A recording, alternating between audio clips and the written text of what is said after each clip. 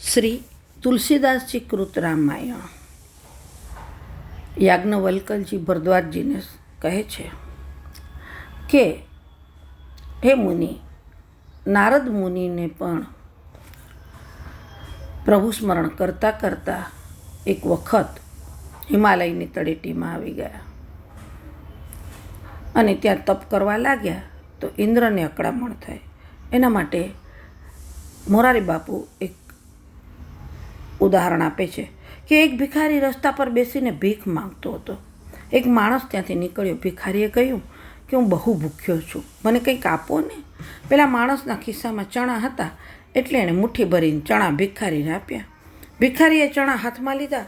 પેલો માણસ તો આગળ જતો રહ્યો.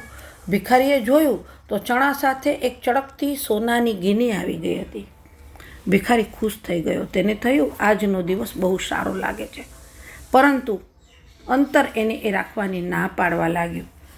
નહીં, તારાથી સોનું રખાય નહીં. તે ખાવાનું માગ્યું હતું એટલે તારાથી ચણા જ રખાય, બાકીની વસ્તુ રખાય નહીં.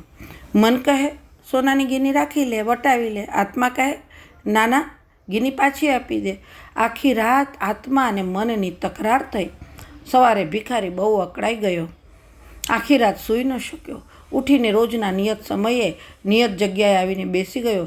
એને થયું કે જે ભાઈએ મને ચણા આપેલા એ કદાચ રોજ અહીંથી નીકળતા હશે. જો હું એને જોઈ જઈશ ને તો એને એની ગીની પાછી આપી દઈશ. એ રાહ જોઈને બેસી રહ્યો. જ્યારે માણસ ત્યાંથી નીકળ્યો ત્યારે ભિખારી ઊભો થઈને બોલ્યો, વડીલ, આપ સારું થયું કે અહીંથી નીકળ્યા. આપે મને ચણા આપેલા ને તેમાં એક સોનાની ગીની આવી ગઈ હતી, આપ પાછી લઈ લો. પેલો માણસ કહે મને કંઈ ખબર નથી, હું ન લઉં. ભિખારી કહે ના ના, તમે લઈ લો. આ ગીનીએ મને મારા ઘરમાં તકરાર કરાવી.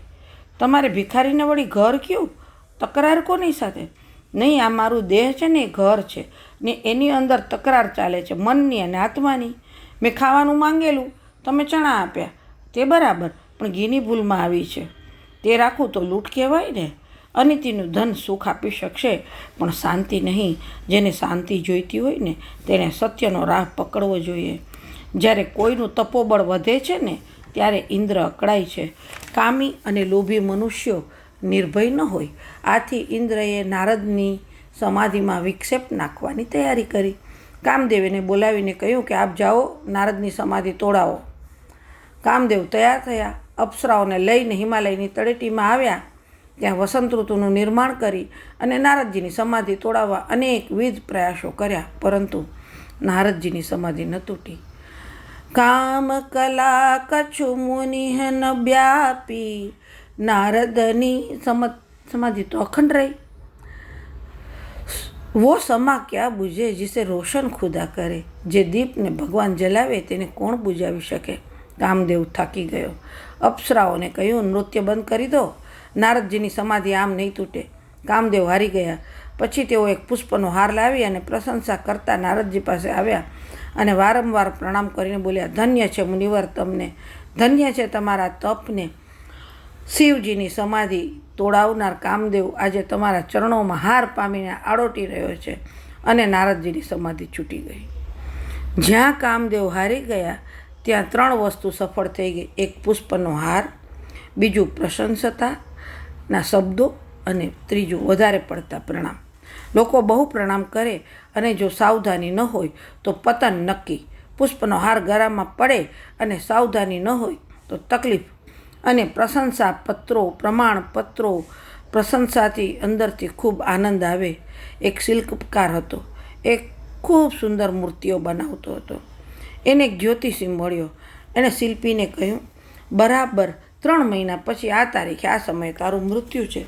આપણને કોઈ મોતની તારીખ આપી દે ને તો કેટલી તકલીફ થાય. શિલ્પી પણ અકળાઈ ગયો. 3 માસ પછી મૃત્યુ, હવે શું કરું? એક સજ્જન માણસ એને મળ્યો. એ અકળાઈને કહેવા લાગ્યો, 3 મહિના પછી આ તારીખે 12 વાગે મારું મૃત્યુ છે, હું શું કરું? જ્યોતિષીએ કહ્યું એટલે સાચું તો પડશે, પરંતુ એક કામ કરો, તમે શિલ્પી છો ને?